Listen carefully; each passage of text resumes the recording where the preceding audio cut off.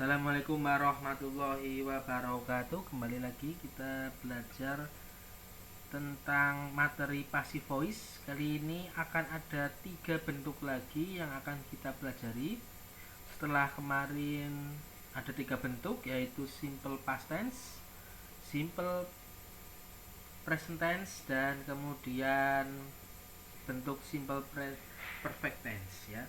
Hari ini kita akan belajar tentang present continuous tense. Kemudian kita akan belajar juga tentang past perfect tense. Dan yang terakhir kita akan belajar tentang simple future tense.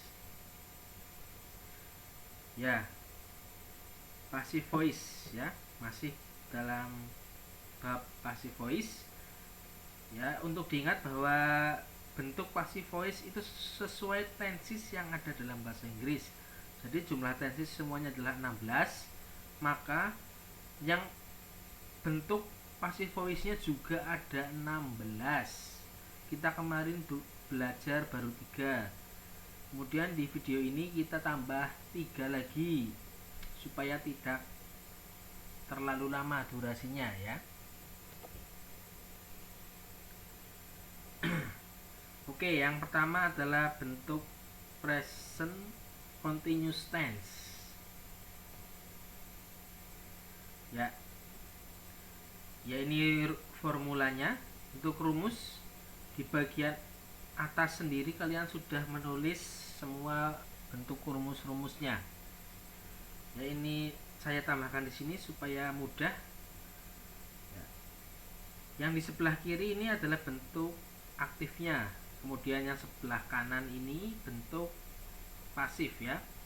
Bentuk aktifnya yaitu subject to be ya. To be-nya am is are karena ini adalah bentuk present. Kemudian ditambah dengan verb ing ya. Kalau ada kata-kata continuous itu pasti kata kerja plus ing ya. Contohnya sini adalah wash, mencuci ya, wash plus ing jadi washing. Nah, seperti itu. Plus di sini bisa plus objek ya.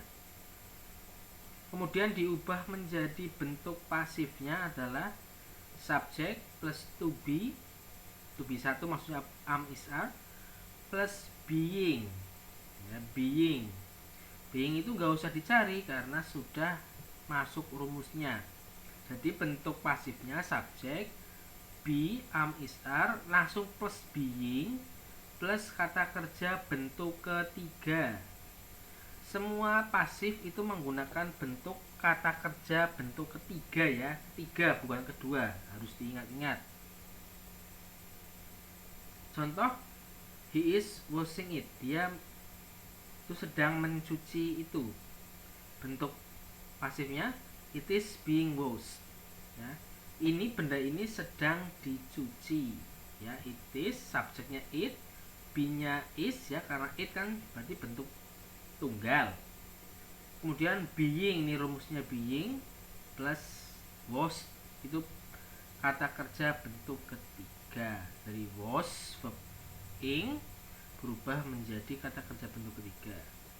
Oke, langsung saja ke contohnya itu ya. Nomor 1 ya. Ini bentuk aktif. I am reading an article. Ingat ini ada tanda panah, berarti pengubahan antara subjek dalam kalimat aktif itu menjadi objek dalam kalimat pasif. Sebaliknya, objek dalam kalimat aktif berubah menjadi subjek dalam kalimat pasif.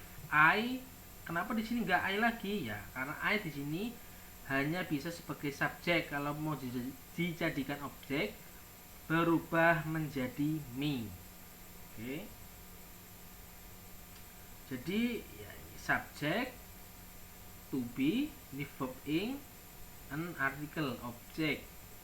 Objeknya berubah menjadi subjek, an article ya. Kemudian be kan?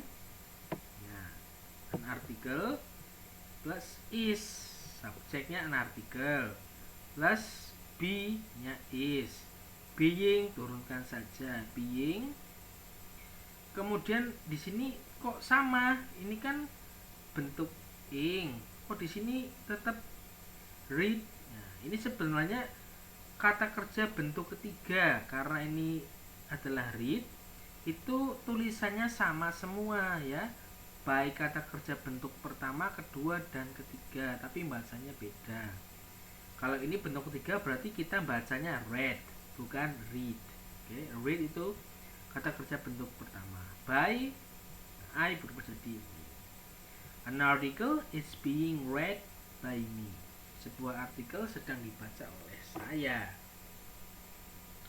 Oke, masuk ke contoh yang kedua. We are learning basic English this month. Ya, sini lebih kompleks lagi, ada keterangan waktu this month, bulan ini, subjeknya we, be, verb ing, learning, basic English. Ini jadi satu objek ya. Dasar-dasar bahasa Inggris. Karena ini objek maka jadi subjek. Basic English is to be-nya, being turun being. Bentuk ketiga dari learn ya, tinggal ditambah ed karena ini adalah kata kerja yang beraturan. Basic English is being learned this month. This month tetap di keterangan waktu, tetap di akhir ya. Is being learned this month by us ya. Jadi we berubah menjadi us, kami ya. Dasar-dasar bahasa Inggris itu dipelajari oleh kita bulan ini. Oke ya, jika ada pertanyaan boleh langsung WA saya kemudian atau komen di YouTube langsung, insya Allah saya jawab.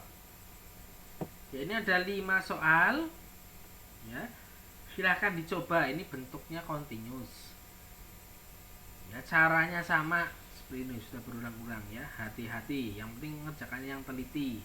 Tentukan dulu subjeknya mana, objeknya mana, verb ing-nya mana, jelaskan. Nah, seperti itu ya. 5 soal buat latihan, dikerjakan, jangan lupa untuk dikumpulkan ya. Pembahasan tentang present continuous tense sudah selesai. Kemudian kita ke past perfect tense ya, ini agak lebih sulit lagi, tapi kalau sudah paham konsepnya akan terasa mudah ya. Kalau kemarin di pertemuan yang pertama itu kita membahas tentang perfect tense ya, itu yang ada have-nya ya, kalimatnya ada have plus verb 3 ya. Verbnya sudah verb 3 jadi gak usah diganti kan. Kalau ini kita ke bentuk past perfect ya, jadi have-nya berubah menjadi past, diubah menjadi had ya. Jadi subjek, formulanya subjek, aktifnya subjek plus had plus participle plus object. Kemudian passive voice-nya subjek ya, subjeknya dari ini, objek ini ya, plus had plus been. Kalau tadi being di continuous, kita ke perfect tense itu menggunakan been, had been, plus past participle atau bentuk ketiga plus by, siapa nanti dari subjeknya, kalimat aktifnya, seperti itu ya. Jadi cirinya di past perfect tense itu ada had been ya. Ada had itu pasti bentuk past perfect. Pasifnya had been plus verb 3, subjek, objeknya tinggal ditukar. Contoh, they had used poison gas in World War I.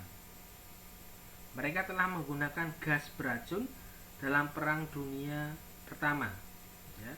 They subject, the had ya, rumusnya used itu bentuk ketiga dari use ya, tambah d saja karena beraturan.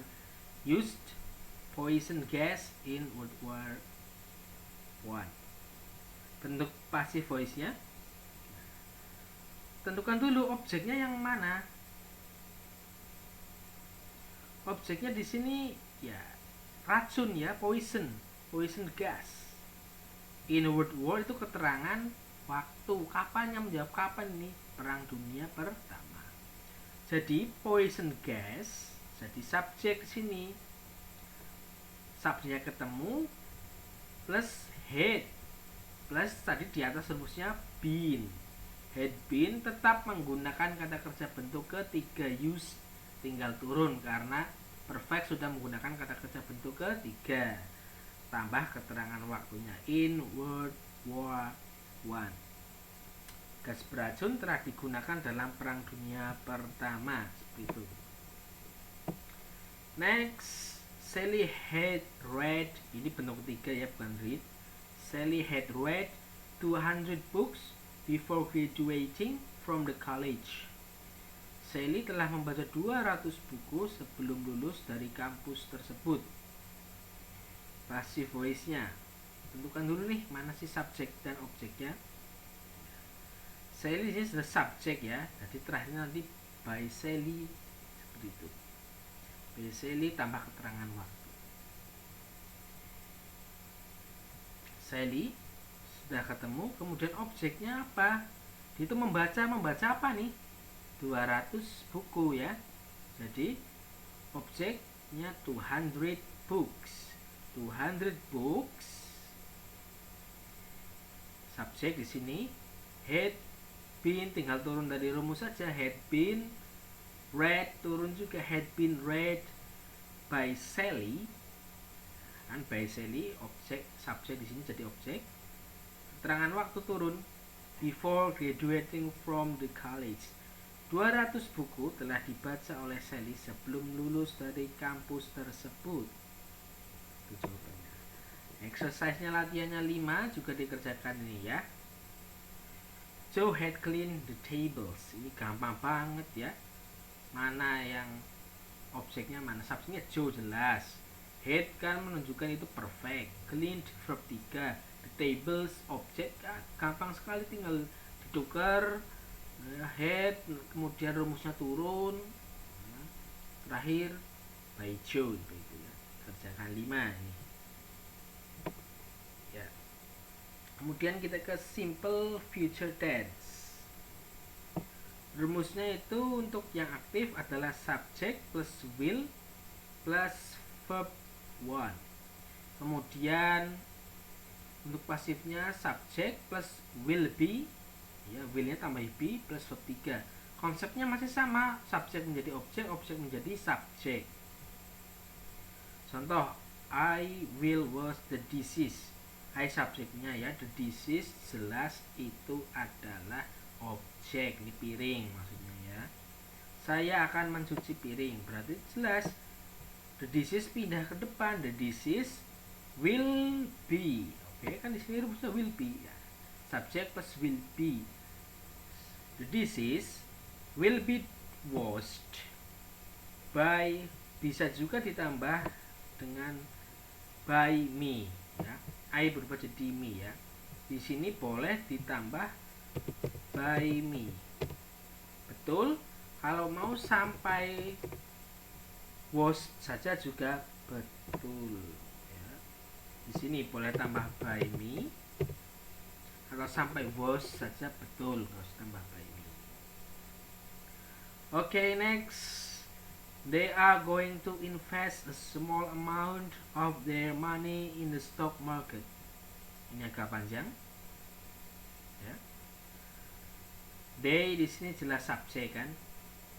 Are going to. Ini bentuk selain menggunakan will, yaitu bentuk be going to. Are itu kan be to be ya. Jadi are going to invest a small amount of their money in the stock market. Konsepnya sama dengan will tadi, sama saja. Objeknya berarti kan ini a small amount ya, of their money. I-nya keterangan itu di akhir. Nah, jadi a small amount of their money Di sini berubah jadi is, ini kok are, ini is. Ya. Kita lihat subjeknya dulu, karena di sini subjeknya they itu kan lebih dari satu, maka are. Nah, tapi kalau di sini a small amount of their money. Di sini uang, ini money, uang. Itu adalah kata yang tidak bisa dihitung, uncountable noun, kata benda yang tidak dapat dihitung, yang tak terhingga uangnya. Jadi menggunakan is to be-nya ya. Bukan sama loh ya. Lihat subjeknya money, uncountable, makanya is.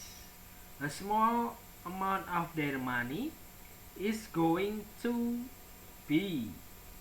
Ya, kalau tadi will be, kalau ini be going to berarti be-nya is going to be ya. Invested, tetap 3 loh, tetap loh ya. In the stock market ya, sedikit uang mereka akan diinvestasikan di pasar saham. Kita nggak tahu sedikitnya berapa karena uang itu uncountable noun.